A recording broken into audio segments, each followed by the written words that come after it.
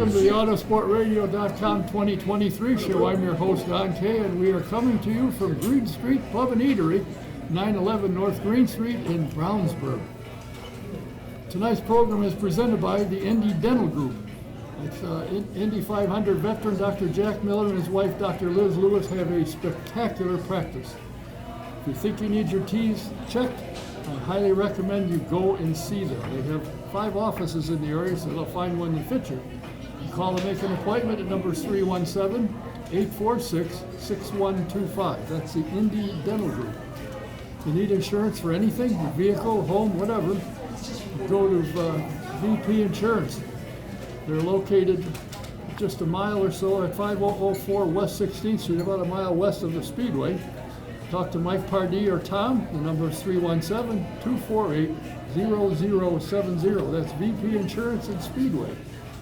And if you like Trans Am, you like vintage Indy cars, you like any kind of race car, SVRA's got it all. So go to their website, svra.com, and check out the schedule. If there's an event within an hour drive, I highly recommend you go. It's a phenomenal event. They bring great cars, great racing. You'll have a good time. The sound that you hear in-house is courtesy of Pierce Productions. And I gotta say, tonight will be the last night we will see some people here. 2 of the best in the world of motorsports and aviation, I might add. For those of you who flew Southwest at one time or another, you certainly ran into Lisa. And sitting next to her, Gary, you'll notice on his finger, which he probably doesn't have tonight, he's got a 500 championship ring. Gary and Lisa Miller are leaving in a couple of days and moving to Florida. And I think the reason is somebody stole the snow shovel, and I said, the heck with it, we're going south. So, anyway,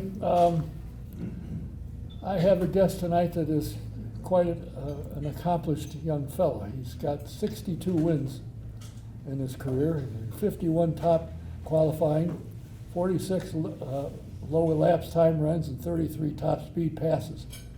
He's a 3-time Top Fuel NHRA world champion. And then New Year's Eve in 2021, he got notice that he had been elected to the Motorsports Hall of Fame of America. Please welcome Hall of Famer, Mr. Larry Dixon. Hey, thank you. Thanks. You've been in racing, that's all you thought about, all you wanted your whole life. Oh, for sure. Because my dad raced drag race, Top Fuel cars through the 60s and 70s. I mean, back then the cars were short enough wheelbase you could have them in your 2-car garage in your suburban neighborhood in the San Fernando Valley out in California. So, yeah, we went to the races, and as a kid you'd see snake and mongoose and garlets, and I was enamored with it. That's all I ever wanted to do ever since I was a little kid, is grow up and race Top Fuel cars. I can remember as a kid, they used to do a lot of exhibition racing, and the snake and the mongoose used to go at it all the time. They traveled the country doing it. They don't do that anymore, do they? No, I think the sanctioning bodies figured out that if they don't hold the races, that they'll just go out and race somewhere else. So they just started adding events, and now literally there's not a lot of time for the match races or the exhibition events that you once did back in the day. You started out as a mechanic, and you ended up being a mechanic for the Snake, yeah. Tom Perdone. Did you talk to him about getting in the car at some point in time? Don, yes, but not just exclusively to me. I think that when you're on his crew, he cares about his people and what your aspirations and what your goals are. Some want to be crew chiefs or go into other areas, and I was probably one of the few that said, I want to drive cars. And he's like, really? So how are you going to go about it? And I said, I haven't a clue, but that's where I want to go. And so, he along with Roland Leong from the Hawaiian fame, kind of gave me some guidance on how to get there, because obviously with Perdome, he's got a top 10 pro car, and you just can't throw somebody with no experience in it. So it was really, I ended up leaving there and then driving alcohol cars for a season, before I got a chance to even test in his car and get licensed. Were you surprised when he said he'd like to put you in the car, or had you talked about the possibility for some time? It didn't. How it came about was at one point when I came back to work there, we wanted to go test him one time. It was during his final season of racing, and Wes Cerny, our crew chief, he wanted to test the car, and Snake was really, he was all about testing. You know, anything that you could do to make the car run better before we go into the event. Well, but he had a sponsor commitment, and he couldn't go. So he's like literally searching for people to drive his car, and it wasn't going well. Couldn't find that person, and I'm over in the engine area putting a short block together, and it kind of got a heated argument between the crew, Wes and Snake, and it was like, why don't you go get him his damn license, and then that way you guys can go test anytime you want. And I'm listening to this, I'm like, oh, that'd be awesome, you know, like so like literally like maybe a month and a half after that, we ended up doing that. We stayed after Gainesville, the Gator Nationals, and to let me make some laps in the car, get licensed, and it went really smooth. I mean, from that, I mean, not because I don't think I was this great driver, but I was about 15 pounds lighter than Snake, so that helped the cause. But we ended up, my first full run ended up going quicker than Snake, and so that helped. I think get kind of, I'm not going to say conditioned, but give him the idea that maybe he might want to keep the team going longer than his final season driving. So that's kind of what happened. Didn't have a sponsor though, because Skoll and U.S. Tobacco, they were moving on. They weren't going to do it, and then it was, you know, there's a lot of people in the world that would race a car if they had a sponsor, and so that put us to it. But we had heard Miller Brewing Company was looking to do something, and it just right place, right time kind of thing, and that was got the sponsorship, and then that allowed me to be able to get the ride. Was Snake with you when you first started? You know, they're telling you, helping you, advising you, telling you what to look out for, and so forth? Not when the season that I drove in alcohol, dragsters, not at all. Like, again, Snake, he's the kind of person that's very serious about his team, and if you're not on his team, you're not on his team. so I was kind of on my own, but it's funny, you know, I worked for him for 7 years on his pit crew, and just being on the starting line and going down the return road, and just, you know, you're almost getting schooled without being schooled, and so it was really helpful. And then when I did start driving his car, you know, turning pro, yeah, you got this guy in your corner to help coach you. So I really felt fortunate to be able to have him guide me along. He got lucky this weekend when Ron Capps ran his car at the Nationals, and Ron ends up winning. That was a neat deal. Yeah. I played with those Hot Wheel cars when I was a kid, so you know, like just to you know, to see him do a throwback like that and to be able to close the deal and get the win, it was awesome. You know, it seems to me that the racing, you know, when they went from a quarter mile to 1,000 feet, the word was it'll save parts and pieces. It ain't anymore. Oh no. In 1,000 feet, you throw as much away now as you did when you went a quarter mile. Oh, you can actually you can wick it up more because you don't have to go as far now. So I mean, but that's, I mean, the crew chiefs and the teams, that's their jobs, to try and wring everything they can power level out, and it's really the responsibility of the sanctioning body, you know, to be a referee, you know, to be able to keep the teams in check, you know, and so it's up to them. Well, you're making a comeback. You said you're a young kid, and you could still do it. I enjoy racing. I mean, period. I mean, I love the sport just as much as when I was, you know, a 3 or 4 year old kid watching my dad, as I did pit crewing on Snake's final year, driving the funny car over here at IRP and winning, versus me driving the car, now owning the car, and I love drag racing. So who, are you gonna Did you drive full year this year? I haven't raced an NHRA race in 5 or 6 years. I own a car. We had a car entered into the race. Had a younger driver that I've been mentoring for quite a few years, and then he got in our car and did it. But I race. I do the exhibition, the match race and stuff here in the States. I actually raced. I raced a couple times down in Australia this year and won in May. Yeah, I mean, I could still do it when I need to do it, but it's not life or death whether I'm in the car. It's life or death whether I'm at the track, I guess. So you don't want it. You won't necessarily get in the car yourself. If it makes sense, yeah. If it doesn't, no. I see. Now, you put together a two-seater. Yeah. Top fuel car, which to me made all the sense in the world. IndyCar's got them, You're a sensible guy. of course. Too bad I don't work for NHRA. And you know, IndyCar has it, and the press, since you're going to write about it, you ought to understand it. So the press gets to ride in the car and get the feel for it, know what these guys are doing. Jack Hewitt built a two-seater Silver Crown, I think, or sprint car. He took people, nobody complained, they loved it.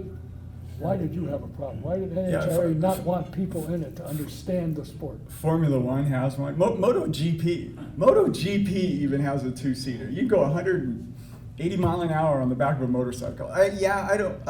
When I came up with the idea of doing, like, what's the next step for me? Because it's like I literally don't want to be in a car racing, competing on the tour for the rest of my life. I love the sport, want to add to the sport, but I don't necessarily need to be in the seat to want to do that. So what was I going to do? And then literally I was on the way out to the Pomona racetrack for the start of the season. I'm stuck in traffic just like everybody else, but I'm like, man, wouldn't that be cool to have like a two-seater in our sport? Like, God, you know, they got gas-powered ones, but they literally don't run as fast as a Dodge Hellcat would. So like, how much fun would that be? But you know, a top fuel car. So then, then you start doing all the legwork. You know, can this be done safely, and would it be even insured? And started checking the boxes when I got all of that stuff together.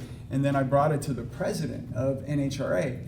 And he loved it. He loved the idea, the concept, and all that. So I kept going forward with it, and got me with the competition department, and a lot of meetings, all that kind of stuff, and did all my due diligence, did all my homework, and then we debuted the car at the SEMA show, and then the legal department found out about it. They didn't like it, and then I didn't have any friends, so I was kind of on an island by myself. So it's like. But now the genie's already out of the bottle, so it's like they don't want anything to do with it, and that's fine. So like I go and run, these second tier events with it. And actually, I just finished up running this season. Had a schedule set at the beginning of the year, and these are the events I'm going to. These are the amount of rides I can run, and it started filling up. I sold out before the start of the season, which was kind of neat. So it kind of gives you the idea. Some people like it, like it's not a cheap ride. My business model kind of had, sponsorship and the series sponsor and some of that covering the costs of it, so people could go for a ride for free in it. And then obviously when kind of the carpet got pulled on that, couldn't do that. So it's like, well, you got to buy the ride, and that's kind of how it's been going. But there's people that will pay for the ride. If you're a fan of the sport, it makes sense to want to feel it. Like I've been in the two-seater IndyCar. I've been following the sport since 1964. What's it like to be in the car? I can only think about it. So I went out on a ride, and wow, these guys are nuts. The great thing I think about motorsports, and I reached out to the IndyCar experience. At the time it's Jeff Sinden and Scott Jasek, and they came over to the shop. They looked at the car. They're really excited about it. Like they basically just opened up everything that they possibly could to help me with it. Like we're in the two-seater club together or something. Like he just really wanted to see it happen. So they were very helpful and instrumental on making everything, because you have mentors in the sport like a Don Perdome, and you see people like Roger Penske run their racing operation. That's how I want to run anything that I have to do with, you know. And so like when you step into our pit area and go for, I mean, you're literally stepping into, you know, a top 5 or a top 10 team. This isn't some my dumbed down Disneyland ride, you know. Like it's a real race car. It's a real top fuel car. You can't slow it down a whole bunch because it's a lot heavier, because you've got an extra person, you've got an extra cockpit. So and there again, it's like I want to give people a ride in a top fuel car because I love our sport and I love top fuel cars. So it's real. I mean, we've had it smoke the tires before and had to rerun people and we've popped blowers before. You know, I mean, it's the real thing. So like, but we've I've never had one person. We're close to 50 rides that we've given on that deal, and I've never had one person disappointed ever with it. And so people know insurance. We still need insurance, you know, to be able to get on the tracks and stuff. But we only go to the 8th mile, but we go 0 to 250, 260 mile an hour in just over 3 seconds. So it's a rocket ship, and I still love it. And then, you know, that person that goes for a ride, when you go through and you pull the chutes and you're coasting, the engine's all quiet, and we don't have radios because like they're right there. I can talk to them. So like it's like, what'd you think? Oh man! Like I mean, it's, you know, a lot of times it sounds like a little schoolgirl or something like that going to a boy band concert, because it's like they're squealing and it's just like so animated, and it's neat to be able to share that with people, because it's like that's why I love the sport, you know. And you can give that to anybody. Have you run in 1,000 foot? Have you run the car 1,000 foot? With the 2-seater? No, just a 2-seater, yeah. No, just 8th mile. That's it. Oh, you haven't taken it out and see how fast it'd go? No. I don't need to. The incremental numbers, it still runs pretty good. Yeah. I suspect that if you went the full run, you'd probably hit 300 miles an hour. Oh, absolutely. Yeah, no question. Yeah, because it's similar in weight as a funny car. So it's not. I mean, you can look at your incremental times and kind of track where you're going to end up with it. But I don't. I need insurance, and I want to keep the thing alive, so I don't poke the bear. You know, everybody needs somebody to keep us in check, and in my case, it's the insurance company. Well, I can remember the day that Kenny Bernstein went 300, and he never thought it was possible, and I happened to be at the track when he did it, and nobody believed it. Yeah. Now, at Top Fuel, if you don't go 300, you're not even in the show. They're approaching the cars now are approaching 300 mile an hour in the 8th mile. When Kenny broke that was in 91 or 92. That was in a quarter mile, and so now it's like they're building so much more horsepower, and so yeah, they're going 295 plus in the 8th mile. So it's yeah. It's amazing. Yeah. And to think here now, Tony Stewart's running top alcohol cars, and he's got a win already. Yeah. So that's. Oh yeah, he's driving himself. Yeah, he's driving the alcohol car. He's licensed in Top Fuel. So yeah. He's taken a couple of tests with you. I have a feeling at some point in time he'll jump in one. Yeah. Top Fuel. I would imagine it's. Yeah, we love it. You know, we come to y'all's town. You know, like I grew up in Southern California, and that's kind of where drag racing was born. And then, you know, in Indianapolis, it's the speedway. It's that, and then we come here. Anybody from Indiana, it's really about Indy cars, you know, and open wheel cars, you know, sprint cars and such. But to see somebody like Tony Stewart that's just, you know, born and bred Indy cars, sprint cars, midgets, all that kind of stuff, and then to see him so animated about drag race, it makes you kind of feel good about what you do for a living. You know, it's really neat, and to see him really excited about it. So. Well, I had his mother on the program one day. I said, "How did all of this start?" He said he had I forget what he had, a three-wheel tricycle or something. that he practiced on, and he had a Tupperware for a helmet. and he rode around in the driveway. That's how all this started, the 3-time NASCAR champion and all this IndyCar champion. It all started, with a Tupperware helmet. I'm glad he's traded it in for a better helmet.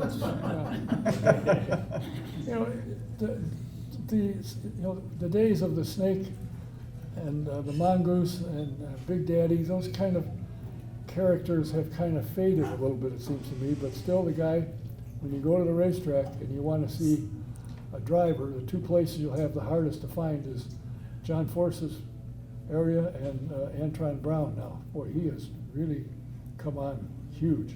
Oh yeah, absolutely. Antron's looking at expanding his team. Angel Sampé, they're talking about maybe bringing her up into a fuel car. But yeah, it's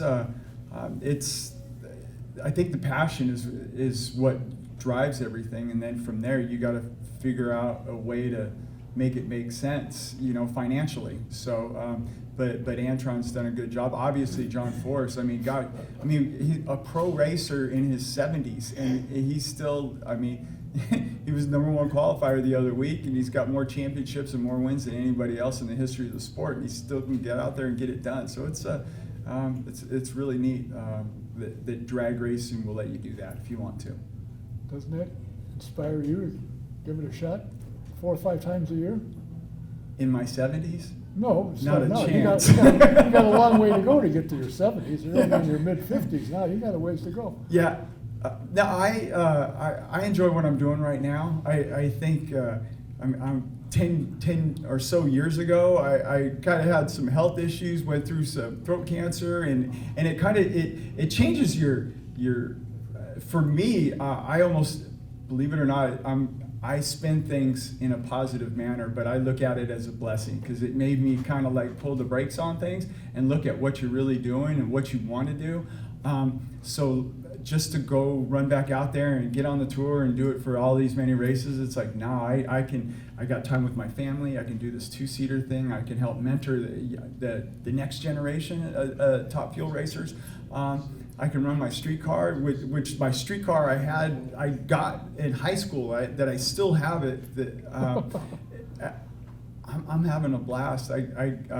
We carved out a little bit of time this year. My wife, they wanted to go to Europe on vacation forever, and I've been to, the only places I've ever been is places that have racetracks, which is Australia, Qatar, Canada, and Mexico. Like, that's it. Like, and so they wanted to go there, and I'm like, well, if we're gonna go to Europe, it's like I need to do it on my window. And so I got to go to the Monaco Grand Prix. Oh. Yeah, oh my gosh, that's I felt like, I don't know, I feel blessed to have got to go there.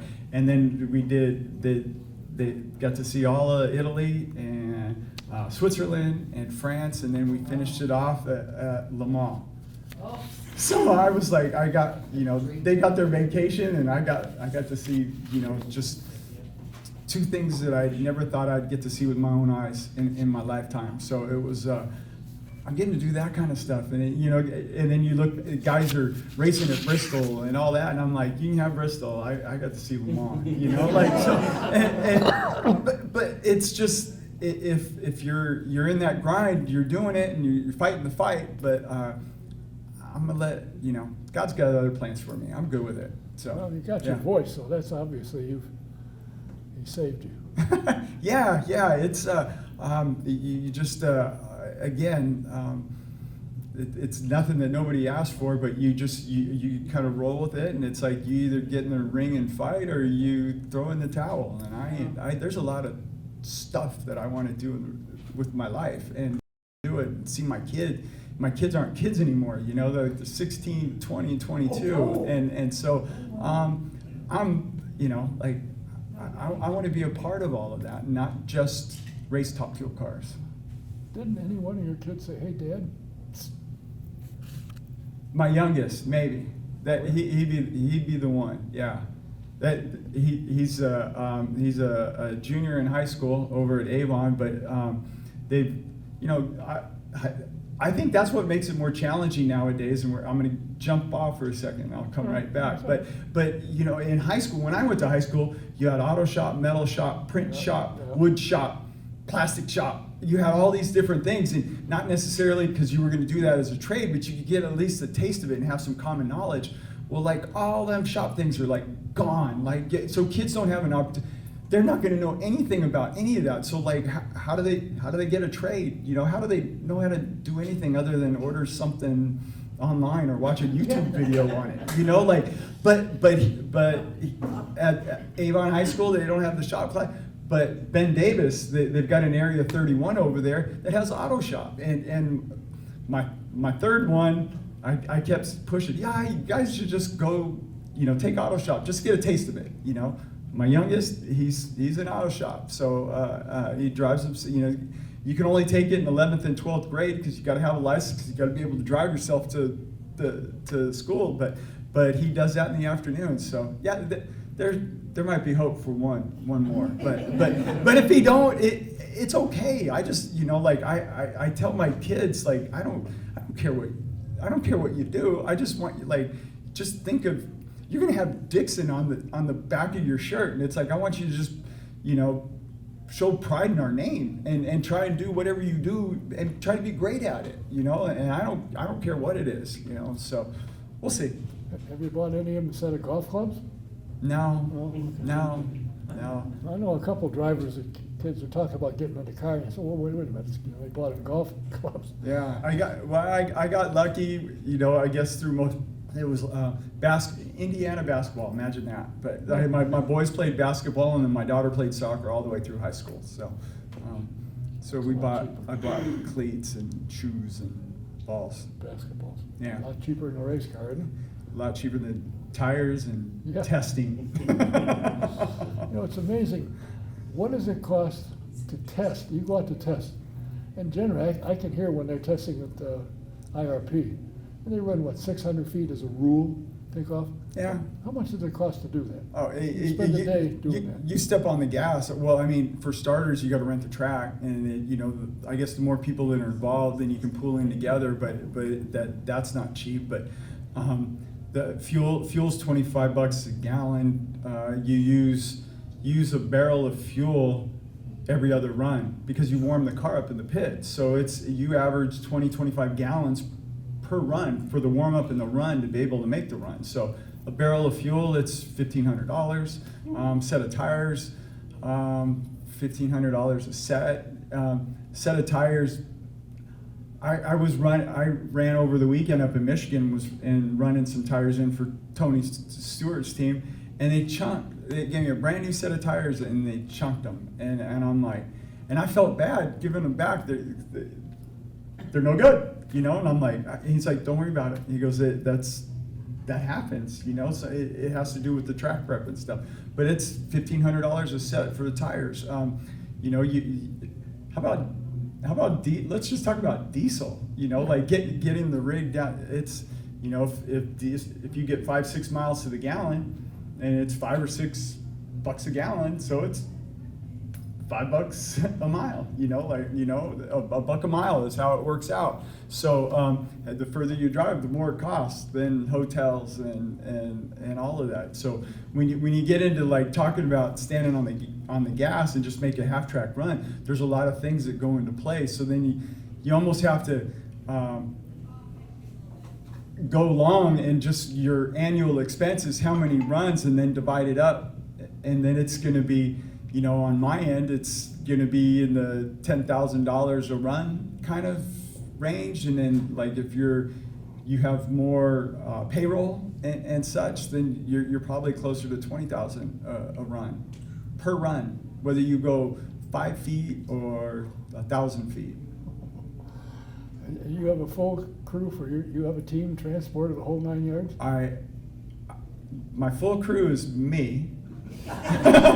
Full time is me, and then I get guys probably no different than what goes on, you know, when you add a a second or a third team at the Speedway. You got guys that have been in the industry that are really talented and have won races and championships, but they ain't doing it all the time anymore. They saw the light, so to speak. And so I've got some friends and such that you know, when we go do one of these weekend things, that there'll be like 6 of us go. So you got 3 on the motor and 2 on the clutch and me, and then we go run the car. So and then I get everything kind of turnkey ready. I was at the shop and drove over here, and it was me at the shop today. So I was stripping cylinder heads, you know, which that happened over the weekend. So yeah, it's. I wish I had a better story for it, but I don't. But it's, you know, whatever it takes. But I enjoy it. I love drag racing. I love race cars. How many spare parts do you have to carry when you go? Because I mean, you take the car apart, and you got rods, you got pistons that pull out. I mean, you can do something with a top fuel engine in 2 hours that you can't get done on your car in a week. Yeah, I'm a terrible person to ask that, because I could go to a display and we're not even going to start the car, and I want to have spare engines. Just in case, you know, like you feel naked if you don't have it. But when we go to an event, well, you know, at a minimum, I got 4 motors, 5 sets of heads, you know, rods and pistons. We'll have 6 sets of rods and pistons. The clutches gets a fresh clutch every single run, so there'll be anywhere from 10 to 12 clutch packs, you know, so that you could make 10 to 12 runs, you know. I mean, it's just all your inventory. Yeah, you just whatever it takes. So in other words, it's more than sandwich money to run a team and a car. Oh gosh, yeah, yeah. Sandwiches aren't cheap either. No, anymore. I know. You got to feed all them people, otherwise they ain't gonna come back and help you. That's the other problem. Is there anything you look back in your career, and you're one of the all-time winningest drivers. I think there's only a couple guys ahead of you that have won more races than you have, but you look back and say, there's one thing I'd like to have done. What would it have been? Oh gosh, I got to do way more than I ever thought I'd ever get a chance to do in my life in a top fuel car. I mean, like honestly, you know, like my dad raced. It seemed like his whole life, but it wasn't. He raced till he was 40, and then that was it. He won one national event, you know, NHRA event, and you know, won a lot of local Southern California races and stuff. He won one. I won 60 something. So like, and all the racetracks. When your mom would take you to the grocery store and you're killing time, so you'd go over to the magazine rack and you'd read Carcraft and Hot Rod and stuff, and then you'd read about what was going on back east, and it was Indy, it was like Englishtown, New Jersey, Gainesville, Florida, Columbus. Those were like, in my mind, like those were the majors, like on the NHRA tour, and it was like getting an opportunity to race there and then win at those, and then win more than that, you know, like gosh, I won Indy 4 times, like, you know, that I'm not up to Penske numbers, but man, that's all right for, you know, I got to do way more than I ever thought I'd get to do. I feel really blessed with the opportunity to do it. I got no complaints. I don't. Good. I honestly don't. Good. Even getting harassed by NHRA, it's fine. Like I don't, it's okay. God's got me where he wants me. I'm happy with it. Well, I hope so. Yeah. Because if you're arguing with him, you're in trouble. Yeah. You're you're going an uphill battle. No, everything's really, really, really good. There's things that, there's a lot of things I got to do. You know, I lost a few friends, you know, that raced. I could have gone without that, you know, like kind of, but gosh, I met my wife. If I didn't have my wife, I wouldn't have our kids. Like, so I had a great run. Was your wife a race fan before you met her? Her family raced, Oh. so yeah, she knew what she was getting into. So, That's a good yeah, thing. yeah. Michigan girl.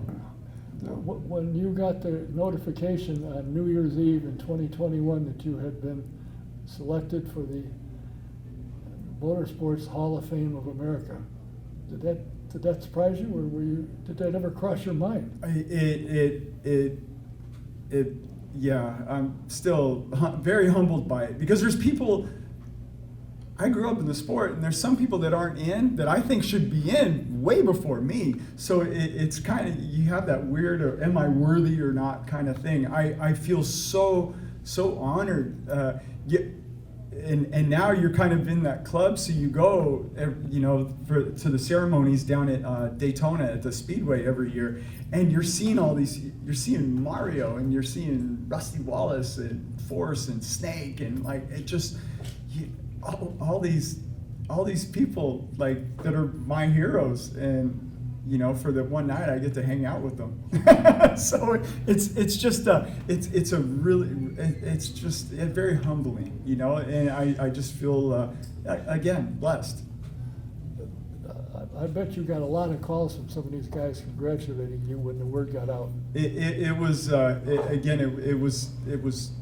neat, yeah. Rusty Wallace, which was my teammate when we were with Miller Beer for a long period of time. Yeah, having a guy like that call you, a Shirley Muldowney or Don Garlitz.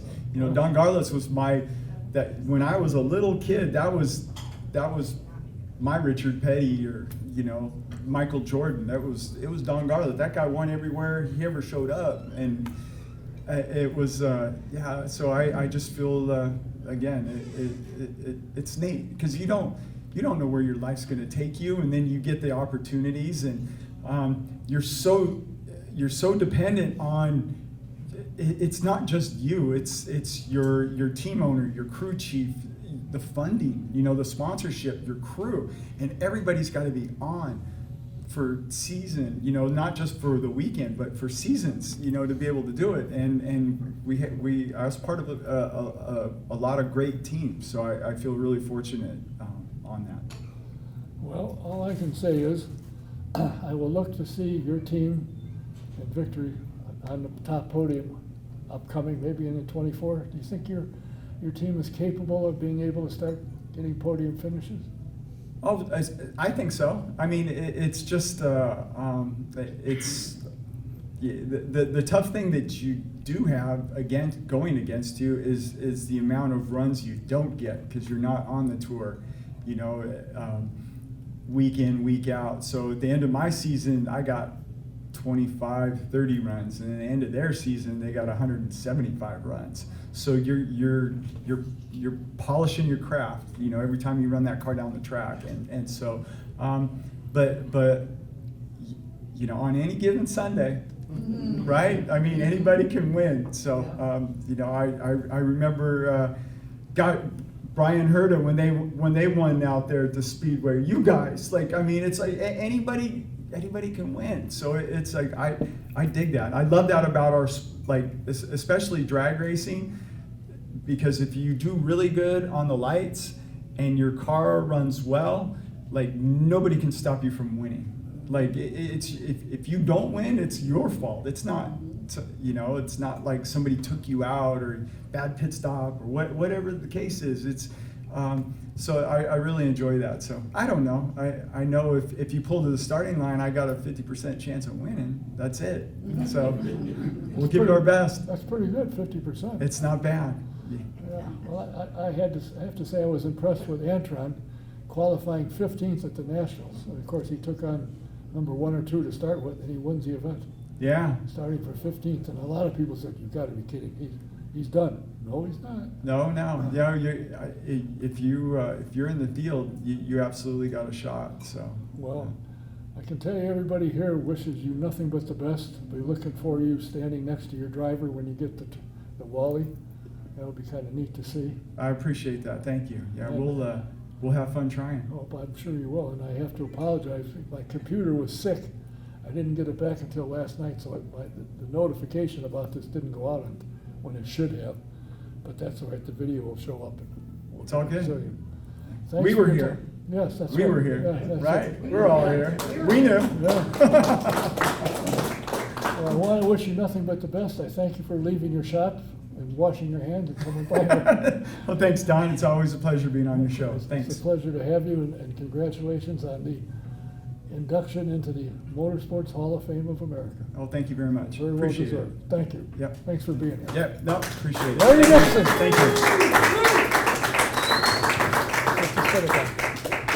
Our next guest is on his way up, and as he comes there, any golfers that are watching this or happen to be here, the 10th annual golf outing supporting St. Baldrick's Cancer Foundation that is trying to conquer and work on conquering childhood cancer.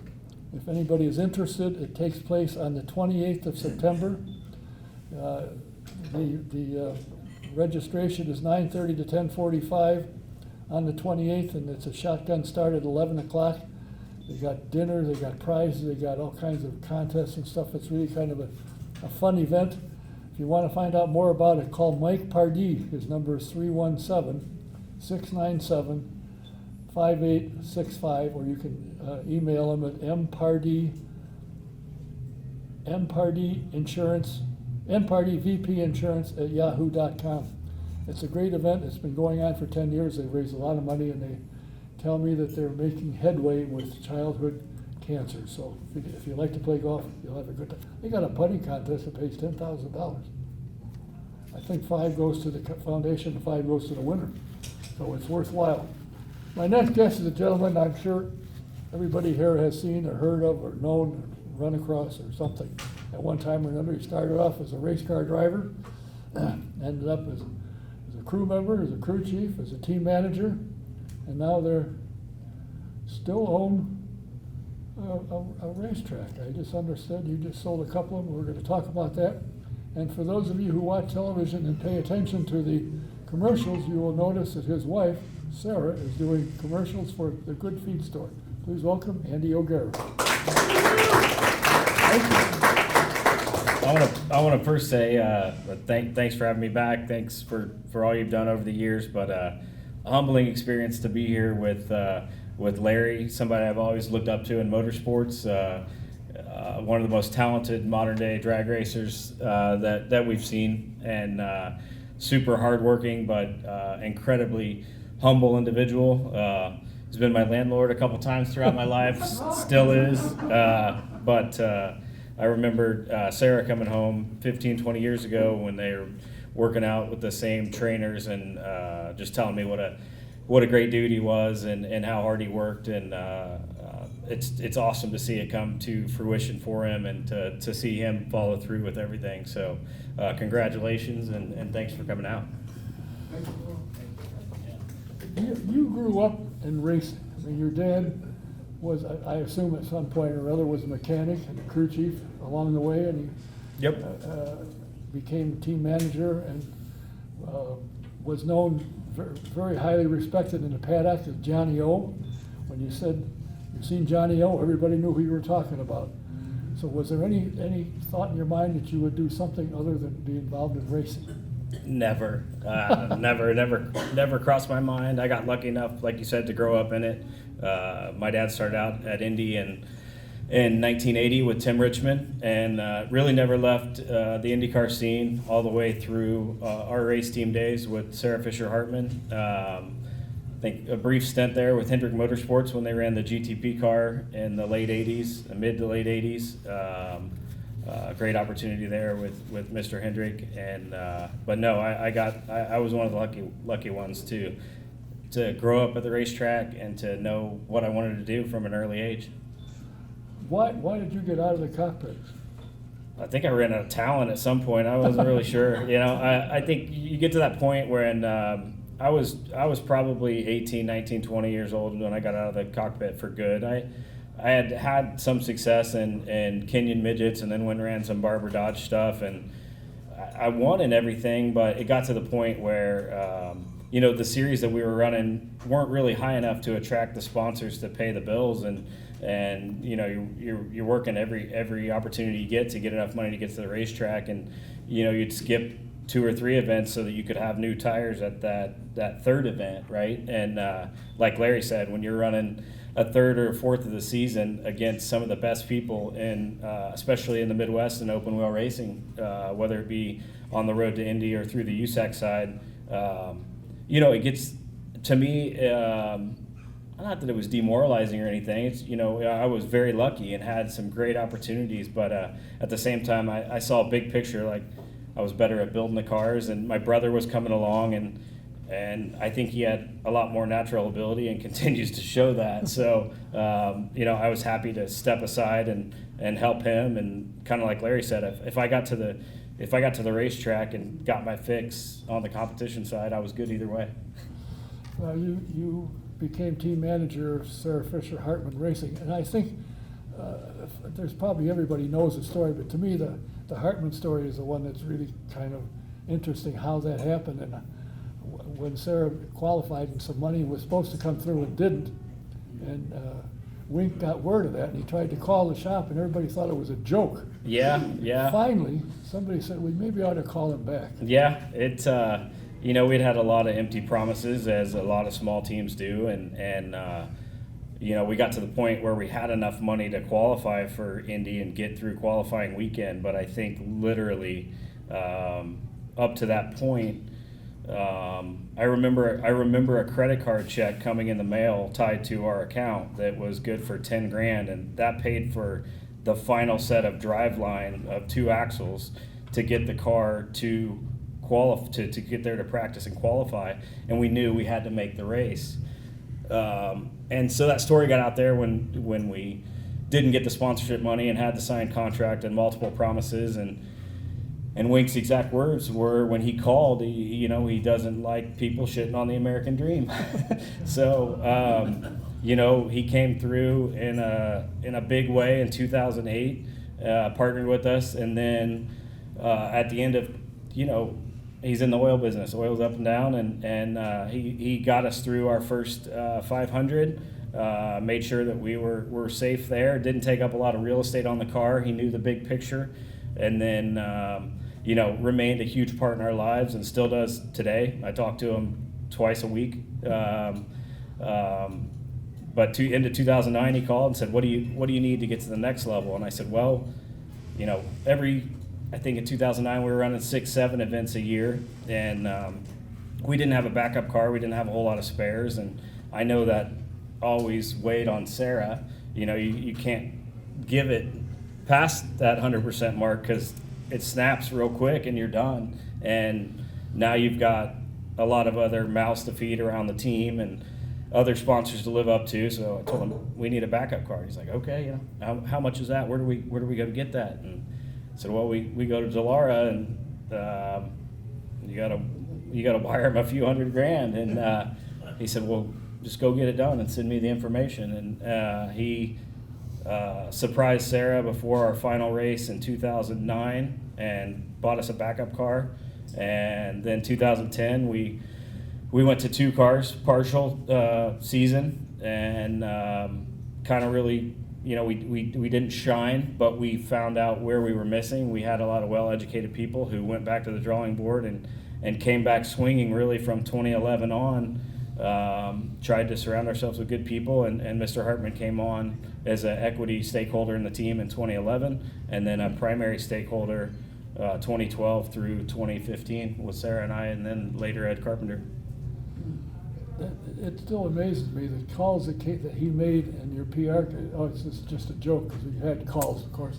And finally somebody said, "We ought to call him and see what this is about." I think the final piece, even before I had ever shaken the guy's hand or talked to him myself or seen any paperwork go back and forth, I'm not a banker. I'm a mechanic at heart, and somewhat of an engineer at heart, but it was like, give him the bank account number. There's nothing he could suck out of it. Like, there's nothing there. So, like, give him everything that he needs. Like, what's the worst that happens? Like, it's literally. So they're like, well, you can't do that. He can't suck anything out either way. I'm like, well, then what the hell? Send him all the information. And since then, he's been him and his wife Libba and their kids have been a huge part in our lives, and continue to be. We're partners on our SFH Racing development and the USF 2000 series with Elliot Cox.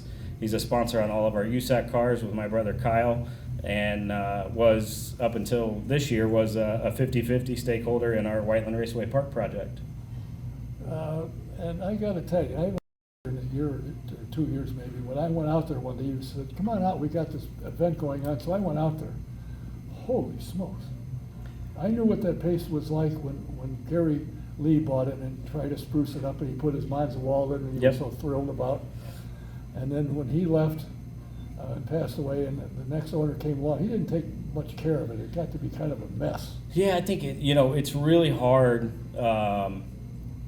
to you got to kind of do it for passion first and business second. And we're lucky enough to have positioned ourselves well enough in other areas that we don't pull money out of that place. It's been a labor of love, and you wouldn't recognize it again because the track's extended by another half mile. There's 100 paved powered motorhome spots. There's 6 more new buildings over the off season. The campus has grown from 9.5 acres to 35 acres. We're drawing 150 to 200 carts for local races. The competition's been phenomenal, and we've had two world karting events there this year: Cup Karts North America, Route 66 Sprint Series, Southern Indiana Racing Association, Vintage Karting Association of America. We got some supermoto events, and we got 13 club races on top of a full rental fleet. So it's getting to pay for itself slowly but surely. We'll stop putting money in here soon, hopefully. Now, you built the indoor karting center at Speedway. Now, I understand you have sold that. Yeah, but we had a plan there from the very beginning, 7.5 years ago. My brother jumped off with me and gave Sarah and I an opportunity, as well as a guy I call my stepbrother, Rocky Pacciuni, stepped off and jumped in with us and really didn't didn't take a lot out of there to begin with. And then throughout the process, what is now my sister-in-law, Marissa, Kyle's wife, started with us doing a lot of our marketing and PR, and then they got engaged and married, and so we sold out to the 3 of them. They've got a longer-term vision for the company and the business, and a lot more, I would say, rapport with the current staff. They're more boots on the ground. Sarah and I are pulled in 100 directions, and it's, we never ever felt threatened by them, but at the same time, you look at the talent that's around you and the opportunities that are probably going to come to them. And we had aspirations, and I talked to them in the past about making sure that the company, that they had first options on it, and we did it a little earlier. So we closed about 2 weeks ago, sold Speedway Indoor Karting to Kyle, Marissa, and Rocky, and I think they'll continue to grow the brand and do phenomenal things. Do you still own the building? We do not. No. Turner Woodard actually bought the building from us about 2 years ago, and we signed a 10-year lease back, and we have options to continue that lease and then potentially buy it back down the road if that comes to fruition. But he's been a great landlord, a great partner, incredible supporter of all of our racing efforts, understands our grand vision with what we're trying to do overall, and I think it'll put, Sarah calls them the kids, put the kids in a good spot. And Brozini seems to be doing rather well. They are. They're great. They're great partners. They cater all of our events. James and Molly do a fantastic job over there. Kind of open notebook working with them from the very beginning. It's after getting through COVID with the restaurant business, just up and down and extremely tough. And timing wise, it was the right thing to do to transition from 1911 to allow Brozini's to come in and lease that space from us and continue to help build our event side. And, the last 2.5, 3 years with them has been a great experience. I have zero bad to say. Now, you went south, so you had a place to go in the winter, had a karting center down there. Now, I understand you've sold that. Yeah, we did that for a few years. Would have been 3 in December, or in October, I think. So 3 next month. But it's tough in our industry, especially on the indoor karting side. The majority of our employees are college and high school, and managing that 1,000 miles away, a little bit of drama sometimes, and making trips back and forth and trying to run. We had our graphic shop up here, our fabrication shop up here, our development team up here, Speedway Indoor Karting, Whiteland, and it was just it was getting a little tiresome, and had an opportunity to sell out to K1 Speed. K1 Speed in every right is generally our biggest competitor, but came in and did a great deal with us, have been great to work with, and still own the building down there, but they're getting ready to close on that too. We sold out to them down there in May. they've continued to grow the sport of karting down there. I think business model's still doing really good, and I look for good things out of them too. So now you've gotten rid of 2 karting centers. You have a local one, and now Sarah, who everybody and her brother knows, I happened to be watching something the other night, doing something on my computer before it got sick on me. And I looked at the television to see what I had on it, and here I see her. So what in the world is this? So I watched. And she had sore feet. She got it solved. She's doing the commercials now for the Good Feet store. Yeah. Are they national? Is it a I national think that's just a company? regional deal, but you know, I got asked earlier this evening. I get asked all the time, like, is that for real? And the whole thing, it wasn't even a normal endorsement. How it all came together. I mean, Sarah obviously drives a pace car. She's out there supporting me on a strategy role throughout the month of May, on a management role, and back and forth down pit lane. And one of the yellow shirts, you know, talked to her about getting her steps in and joking with her, and she's like, well, I couldn't do it without my good feet. And he said, you're joking, right? And I think, and I'm not 100%, but it's either his son-in-law or his daughter-in-law was a regional franchisee, and he's like, you need to tell the story. You'd be a great spokesperson for the brand. And she gave him her card and said, call me, I'll help you out, whatever I can do. So that's how it all came about. Like, it wasn't initially a paid deal or anything. It was that's a real deal. So. Well, that's kind of interesting. I was rather surprised, needless to say, to see her, but I can understand, the need, and she's obviously not a person that would make up a story and say, oh, they feel great and not wear them. That's right. No. That's not how she operates. I think I think it you know, any race car driver, especially running the open wheel cars as long as she did through midgets and sprint cars and Indy cars, she banged herself up quite a bit. It's tough getting out of bed sometimes, let alone staying on your feet all day. And she swears that it's helped her feet and her back and gives her more energy. So hey, more power to her. I'm not going to say anything. That's fantastic. So what's next for you two? Really trying to focus on the kids right now. Danny's 9, just turned 9 in June. Zoe turns 12 tomorrow, and we've been running like mad on the go-kart scene this year. I think we've ran 8 national series, or 8 series, 6 national series. He's won in 6 out of the 8 series that we've ran this year. We're on US PKS, US Pro Karting Series, World Karting. We're running Rotax Nationals this weekend. We just got back from Route 66 at 3 a.m. Monday morning from Wisconsin. We're running Stars next weekend in Cincinnati. We run as many Whiteland races as we can. We run as many Newcastle races as we can. But he's the next wave. He loves it. And Sarah and Zoe and I go to the track and support him. And Zoe's playing a lot of kickball and volleyball, and that's her thing. So we go to a lot of those games and support her. And we've tried to put ourselves in a good position to where we don't miss out on these years. Yeah, and if you do, you'll look back and say, that was a mistake. So you're same with what Larry's saying. Yeah. The kids are number one. The rest of it is the fun part. Well, I look back, like, you know, we're in a good enough spot now with the fabrication shop where we can build a lot of his karts, but we know what it takes to go fast, and I'm not gonna fix what doesn't need fixing, right? He's fast right now, and then we look back and he's already 9, and if you look at what some of these kids are doing coming up through USF Juniors and the Lucas Oil Race Series and what Dan Anderson's done with USF 2000, like, he's only going to be in karts a few more years. So, you know, we'll have fun while we can and see where it goes and help him as much as possible.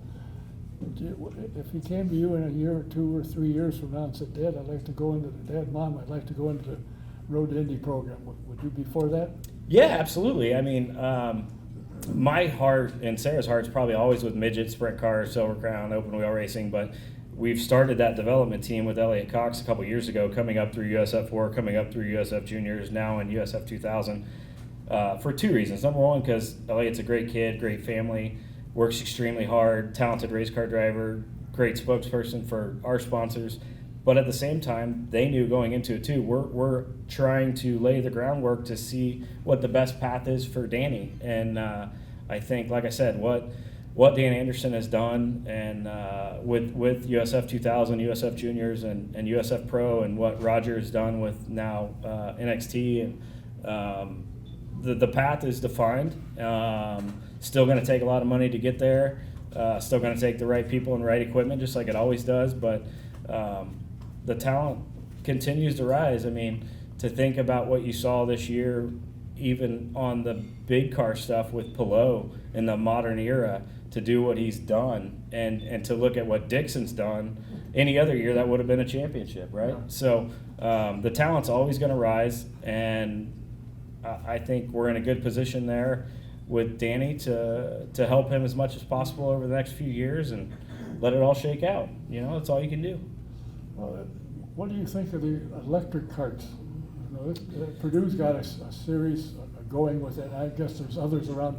What do you think about electric-powered carts? Yeah, I mean, I think there's merit there. We've done a lot of testing with the Purdue folks, with the high school EV program in Indiana. What Top Kart USA is doing with them is phenomenal. I think, like Larry said, I was the same way. I grew up with small engine repair and wood shop and construction technology. That's now wiped out at where I went to school. But Top Kart and Purdue and some of the Indiana curriculums are coming back, and I think I can't remember where Top Kart told me last time. We got 40 or 50 Indiana schools now enrolled in this EV program that allows these kids to get their hands on some of this technology with the electric carts. We ran through the electric fleet in Daytona with the CRG Italian brand. I would say, as a business owner, we were probably a little early. We did a lot of development for them. But it was a great product in the end, and it probably does have obviously some merit for the future. But like everything, I don't think we're fully there with on the road vehicles to get there past the 50% hump or anything. So, you know, ask me again in 5, 10, 20 years. If I'm around in 5, 10, 20 years, I'll ask you. Have you built?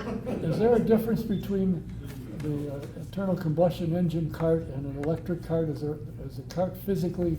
Oh, the torque on the electric cart is ridiculous. Like it's a lot more of a drag race feeling. Like it's instantaneous torque. But for me, just how you drive them is totally different. The power delivery with that torque, and how you challenge some of the more technical courses. We just got back from, like I said, Dowsman, Wisconsin.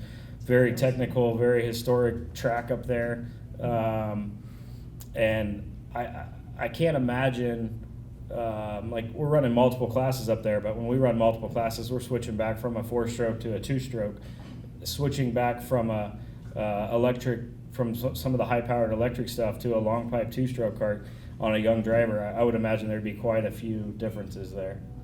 Oh, okay. You were up at Lake Delavan? Dowsman. Dowsman. Yeah. It's about 35 miles west of Milwaukee. Okay. You know, it seems to me from when I first met you, you were a driver. And what you have accomplished and where you have gotten and the way you've done it, I think is remarkable. Just like you look at Larry and what he's done and accomplished in his career and where he is, I think you're in the same plane and heading. Both you and Sarah have got it figured out. You've got the people that help you make it. Is your cart repairman still in the back? Who's that, my Uncle Tom? No.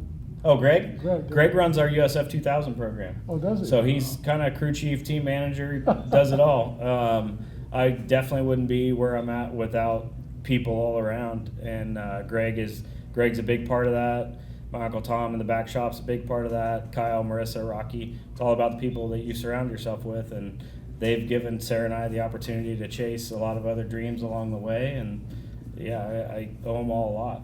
Well, he's a guy that can take a nickel and squeeze hard enough to get $1 out of it. He does, and he looks out for me. And Greg is probably one of the most honest, true racers at heart that I've ever met. Like the only time you're breaking that guy's heart is when you take him away from the racetrack. He has given his life and proved that over and over throughout his life to continue to be at the racetrack. And we're working to continue to advance our programs up the ladder, and I hope that Greg's a part of that for a long time to come.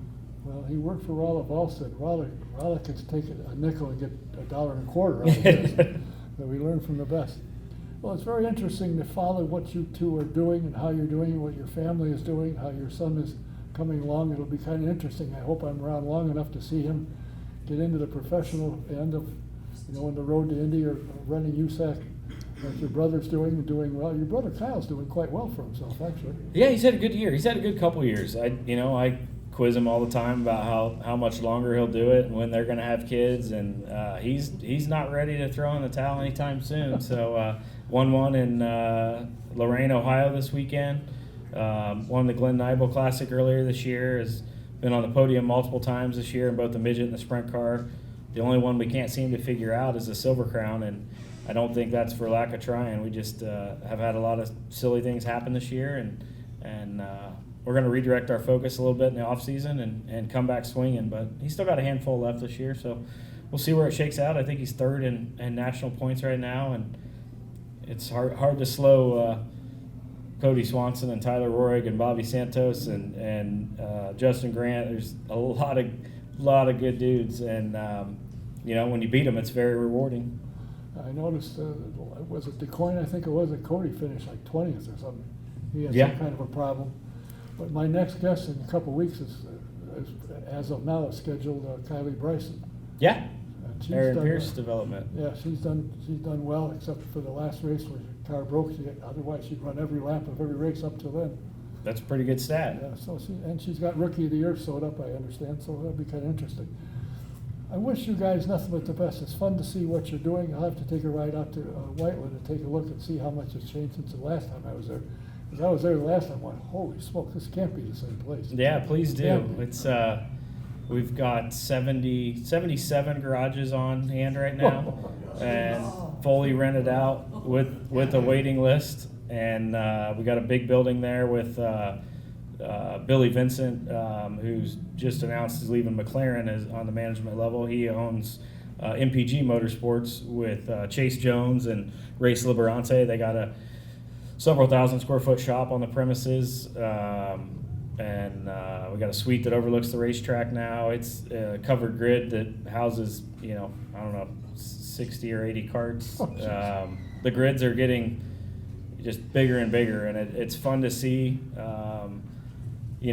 I remember going to closing when we bought Whiteland Raceway Park, and I had a really good friend tell me that kart racing was dead and I was an idiot. So pretty proud of the fact that I proved him wrong.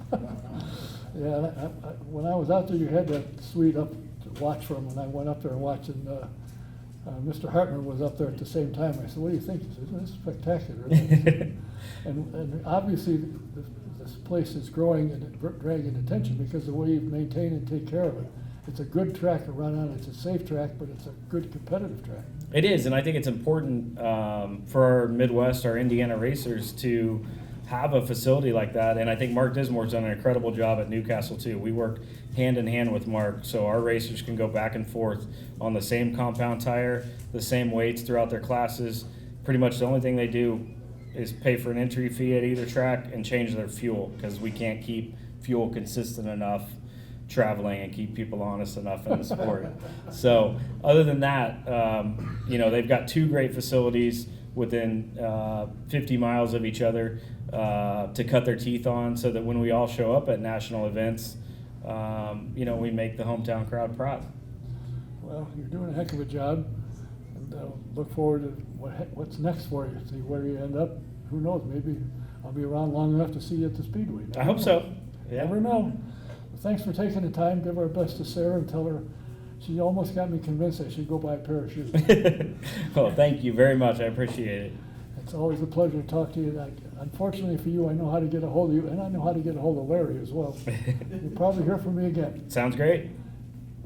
What can you say? Thanks, buddy.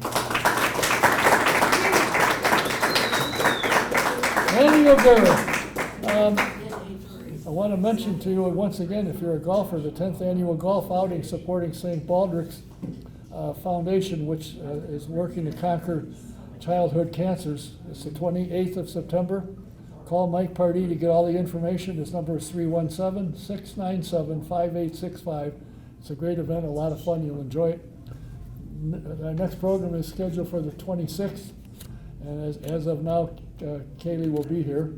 And I'm working on another guest or two. So until that time, saying thanks. And unfortunately, say goodbye to Gary and Lisa, but I know their phone number too. So they're in trouble. Thanks for being here. Until the next time. See you again.